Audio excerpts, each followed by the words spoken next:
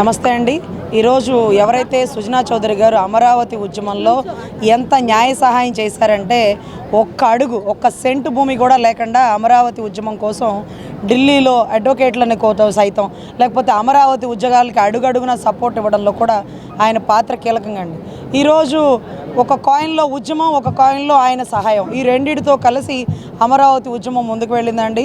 ఏదైతే ఒక వ్యక్తి నిజంగా ఒక మహత్తర శక్తిలాగా అమరావతిని అడుగడుగునా కాపాడిన వ్యక్తి కోసం ఈరోజు అమరావతి ఉద్యమకారులందరూ వచ్చి మేము సైతం సార్కి కాన్వాయ్ చేస్తాం, మద్దతుగా సపోర్ట్గా నిలబడతాం, మాకు అంత సహాయం చేసిన వ్యక్తి కోసం ఈరోజు మేము సైతం అంటూ వస్తామన్నటువంటి అమరావతి రైతులండి. నిజంగా ఆడబిడ్డల మీద వేసినటువంటి కేసులు, ఏ రోజు ఇంట్లోంచి బయటికి రాని ఆడబిడ్డల్ని ఈరోజు బజార్లో పెట్టి కొట్టి పోలీసులతో అడుగడుగున వెంపర్లాడి అదే అమరావతి నుంచి కృష్ణానది వాటి కనీసం కనకదుర్గమ్మ గుడికి కూడా రానివ్వకుండా వాళ్ళని ఇబ్బంది పెట్టిన తరుణం మేము చూసామండి. ఇదే కనకదుర్గమ్మ గుడి ఏరియాలో సింహాలు పోయినాయా, కొబ్బరి చెప్పులోడు ఏం చేశాడో మనందరం తెలుసు. సో ఆ కొబ్బరి చెప్పులోడిని గద్దెదించడమే కాకుండా ఏదైతే కృష్ణానది ఒడ్డు ఈరోజు ఏదైతే బ్యారేజ్ ఉందో ఆ బ్యారేజ్కి సంబంధించి కూడా ఆయన భారతికి సంబంధించి కూడా ఆయన చాలా కష్టపడ్డారు, అమరావతి ఉద్యమానికి కష్టపడ్డారు. ఈరోజు తల్లే స్వయంగా ఆయన పిలిపించుకుంటుంది, ఆయనకు ఒక మహత్తర అవకాశాన్ని కల్పిస్తుంది.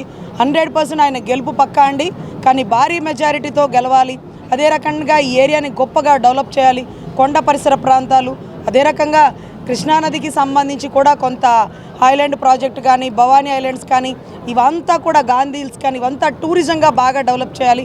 కొండ పరిసర ప్రాంతాల వాళ్ళకి ఏదైతే గతంలో ఎన్టీ రామారావు గారు ఉన్నప్పుడు ఇచ్చినటువంటి పట్టాలు తప్ప వాళ్ళకి ఎంత సెక్యూరిటీ లేదట. అదే రకంగా రైల్వే ట్రాక్కి అవతల వైపు ఉండే భూములు చాలామంది ఆక్రమించేశారంటున్నారు. సో సెంట్రల్తో మాట్లాడి ఆ భూముల్లో ఉన్న వాళ్ళకి ఇళ్ళకి ఒరిజినాలిటీ పట్టాలు ఇచ్చి ఆ భూములు సెంట్రల్ స్టేట్ కోఆర్డినేషన్తో ఇంకొక చాట వాళ్ళకి ఏది రైల్వే డిపార్ట్మెంట్కి భూములు కొనిచ్చే పరిస్థితి అయితే నెలకొంటుందండి. డ్రైనేజీ సమస్య, ట్రాఫిక్ సమస్య, ఇవన్నీ కూడా తీర్చడంలో సుజనా చౌదరి గారు నేను ముందుండి నిలబడతాను, నాకు ఒక్క అవకాశం ఇవ్వండి అని అడుగుతున్నారు. ఒక దరిద్రుడికి ఒక్క అవకాశం మనం ఇచ్చి ఈరోజు రాష్ట్రాన్ని కుంపట్లో పడేసాం. ఇలాంటి మంచి వ్యక్తికి అవకాశం ఇచ్చి మళ్ళీ అదే అమరావతిని డెవలప్ చేసుకునే అవకాశాన్ని మనం కలిగి ఉందామని కోరుకుంటామండి.